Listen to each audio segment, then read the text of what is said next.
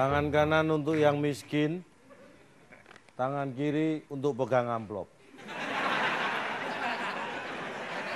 Ini orang kaya semua? Oh iya. Itu yang belakang kenapa kayak orang? Orang juga? Orang. Kaya, kaya.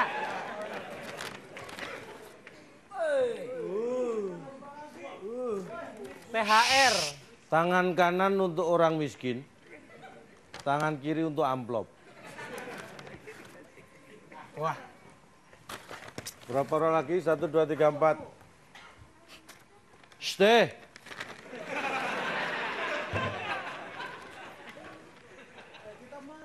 Buat operasi payudara. Buat rebonding biar tahan lama. Kamu buat pemakaman itu cukup. Om. Ini uang halal om ya? Mana pernah saya bawa uang nggak halal? Iya, pantesan suci om. Kecuali ini. Oh.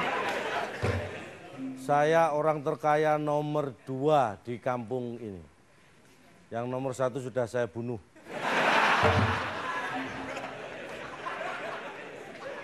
Anda harus tahu hakikat orang kaya dan orang miskin. Seperti dikatakan teman saya tadi, Acok, orang kaya dibagi 2. Orang kaya karena keturunan dan orang kaya karena usaha. Orang miskin tidak bisa dibagi 2 atau 3, karena dia 1 aja udah miskin. Apalagi dibagi-bagi. Anda harus tahu saya orang kaya karena keturunan. Dan itu bukan hanya semata-mata karena keturunan. Tapi saya memanfaatkan teknologi. Kalau Anda paling lahir di kandungan, diperiksa dengan USG. Saya dengan GPS.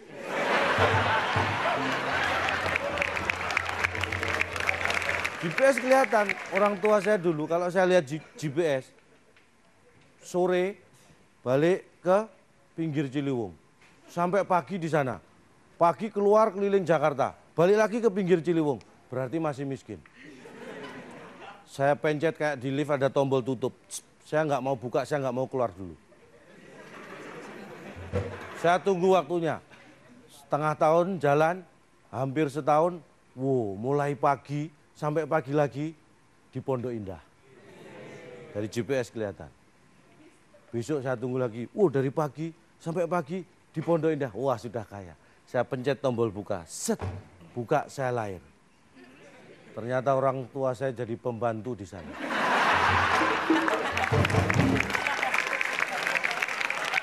Sudah terlanjur keluar, saya mau balik, saya mau pencet. Ternyata di luar nggak ada tombolnya. Akhirnya saya lahir. Tapi kaya. Kaya pembantu.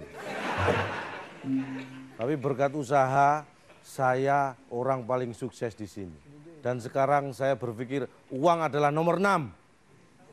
Nomor 1 sampai 5 tetap Pancasila.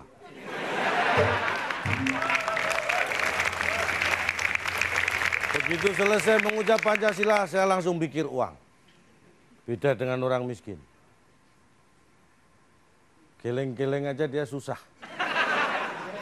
Apalagi mau belanja. Orang kaya seperti saya kelihatan. Bisa lihat jam dari gelang. Orang kaya. Mereka kalau mau lihat jam, harus ngamen dulu ke rumah orang. Pintu kebuka, jam dinding dilihat, baru tahu jam. Saya tidak menghina, ini kenyataan. Syukurilah jadi orang miskin. Ya, miskin itu punya banyak kelebihan, tapi lebih banyak lagi kekurangan. Pahami itu. Tapi kalian harus bersyukur. Bersyukur karena orang miskin adalah orang yang dilindungi oleh undang-undang. Dalam undang-undang dasar kita, fakir miskin dan anak terlantar dipelihara oleh negara lain. Kalau Anda tetap di negara ini ya tetap miskin. Understand? Saya stand-nya. Itu kelebihan pertama orang miskin. Dipelihara oleh negara karena ada undang-undangnya. Orang kaya pasti takut jatuh miskin. Orang miskin nggak perlu takut untuk jatuh miskin lagi, wong udah miskin. Ya toh? Orang miskin berdiri pun tetap miskin. Jadi nggak perlu usaha. pertahankan kemiskinan. Ini masih ada tenang, uang masih ada di sini. Saya suruh tenang, tangan kanan untuk orang miskin, tangan kiri untuk amplop. Ini akan saya berikan kepada yang lebih berhak. Ini masih ada, itu baru separuh yang saya bagi, baru separuh. Ini saya bagikan pada yang berhak, keluarga saya. Ini ada untuk kalian. Pimpinannya mana? Bos. Ambil bos. Saya cari pimpinan, bukan cari kamar kos-kosan ya.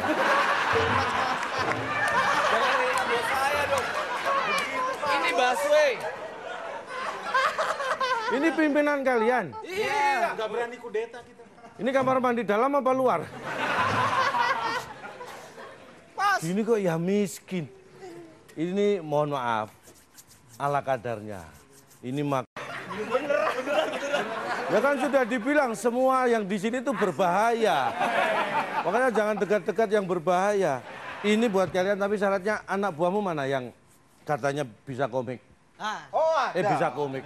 Bisa jadi komik yang... Ada. Suroso? Ada. Serius loh? Ada bener? Bos. Kamu jangan... Makan. Udah, berisik. Ya yakin kalau isinya makanan. Saya aja nggak yakin. Dari kaum miskin ada satu orang lagi. Mane. Ada. Itu boleh dimakan, silakan. Silakan dibuka dimakan. Ada isinya?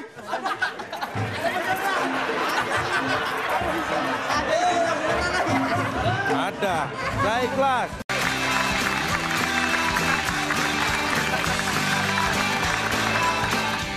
Selamat malam.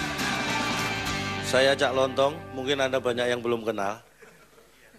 Dan mulai malam hari ini saya akan menyebut Anda dengan saudara-saudaraku yang lemper. Tapi sebelum saya lanjutkan, ini berdekatan juga dengan ulang tahun Metro TV yang ke-11, tepuk tangan. Tidak terasa, padahal kemarin baru 10. Sekarang sudah 11, luar biasa. Kita harus syukuri. Yang saya perlu sampaikan, kalau Anda duduk di sini dan mengharap tertawa karena saya lucu, itu adalah salah. Tapi kalau Anda duduk di sini dan mengharapkan mendapat pencerahan, itu lebih salah. Jangan tertawa. Baru duduk saja Anda sudah melakukan 2 kesalahan. Di Indonesia ini salah bisa ketawa. Di negara lain lebih kencang ketawanya. Banyak orang yang bilang saya gaptek. Tapi saya tidak memaksa Anda untuk berpikiran bahwa saya gaptek. Saya hanya akan memberi ilustrasi. Sedikit cerita Anda yang akan menentukan. Apakah saya gaptek atau tidak. Nggak mungkin dong orang seperti ini gaptek. Seharusnya.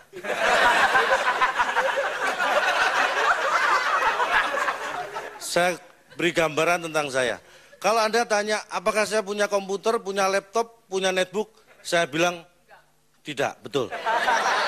Saya nggak punya. Tapi kalau pertanyaan, apakah saya pernah melihat atau memakai? Pernah. Mungkin sering.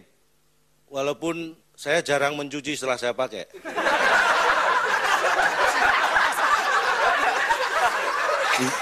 Nggak gaptek kan?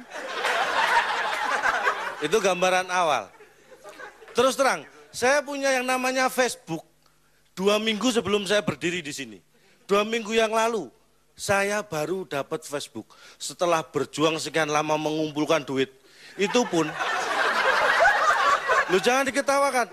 Ini ironis. Itu pun saya hanya bisa mendapatkan Facebook second.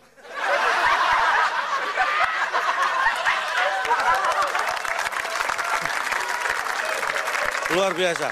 Tapi ya saya harus bersyukur karena saya mendapatkan Facebook second ini dari orang yang ya walaupun dia bisnis oriented tapi masih berbaik hati sama saya. Karena diberikan pada saya sudah atas nama saya sendiri. Cak Lontong. Terima kasih. Dan melihat betapa susahnya punya Facebook. Sekian bulan saya mengumpulkan uang dan itu pun hanya dapat second. Saya tidak ingin ini terulang pada anak istri saya.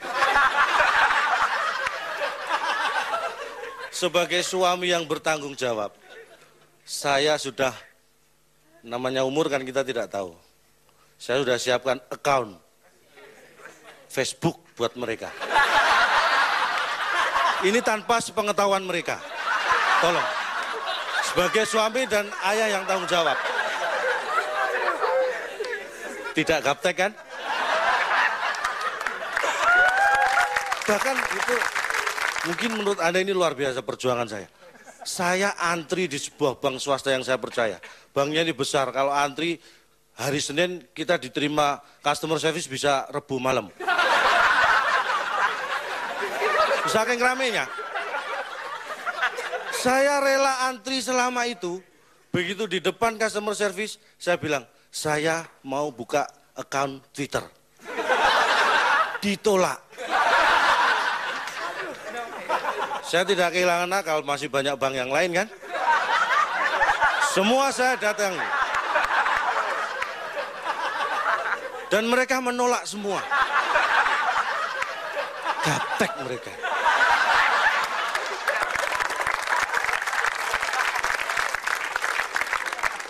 Nah, sekarang Anda bisa menilai, saya gaptek atau tidak. Oke, saya akan bicara masalah yang lain. Saya akan ngomong tentang salah. Apakah pentingnya salah? Salah adalah sesuatu yang sangat penting. Kenapa Anda bisa ada di sini? Karena Nabi Adam pernah melakukan kesalahan. Itulah pentingnya salah. Masih kurang penting? Anda berharap Nabi Adam ngapain lagi?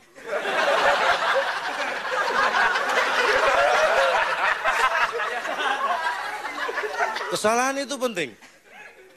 Dan kalau tidak ada orang yang salah di dunia ini, saya yakin nggak akan ada profesi polisi, nggak ada profesi jaksa, hakim, pengacara, dan akibatnya penghuni neraka akan berkurang. Bukan berarti penghuni neraka mereka-mereka ini loh ya. Ini hanya pikiran Anda. Anda salah kalau berpikir seperti itu. Anda salah. Bukan mereka. Penghuni neraka bukan profesi-profesi itu. Artinya kalau tidak ada orang berbuat salah, profesi seperti yang saya sebutkan tadi tidak ada. Karena tidak ada orang berbuat salah, penghuni neraka sedikit.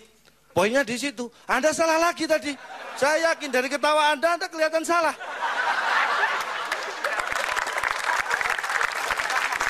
Tapi tidak penting, kita saling menyalahkan tidak. Tolong, saya kadang-kadang emosi. Tolong diingatkan kalau saya terlalu menyalahkan Anda. Tolong ya, jangan sampai salah.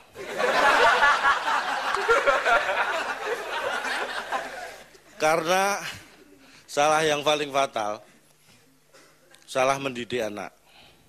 Saya pernah mengalami. 2 tahun saya salah mendidik anak. Ternyata yang saya didik itu anak tetangga saya.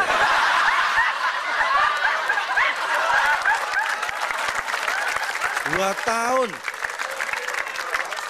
Bayangkan betapa beratnya. Dan setelah saya menyadari, saya kembali ke rumah.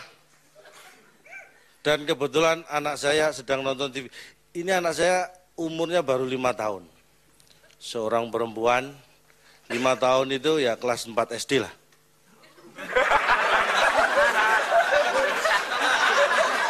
Please, saya harap kita tidak saling menyalahkan ya. Saya sudah berusaha untuk tidak menyalahkan Anda.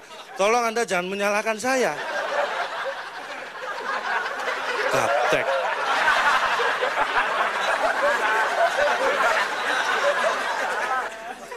Setelah saya balik ke rumah, ternyata pengaruh televisi luar biasa buat anak. Saya tahu dari anak saya sendiri ini. Setelah saya 2 tahun salah mendidik anak tetangga.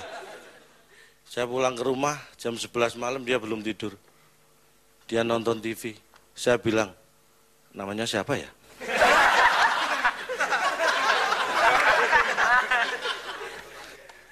Anak tetangga saya ingat, anak saya lupa. Anak saya namanya Marisa. Saya bilang, Marisa, ini sudah malam, ayo tidur. Dan apa jawabannya? Dasar kau keong racun. Baru kenal sudah ngajak tidur.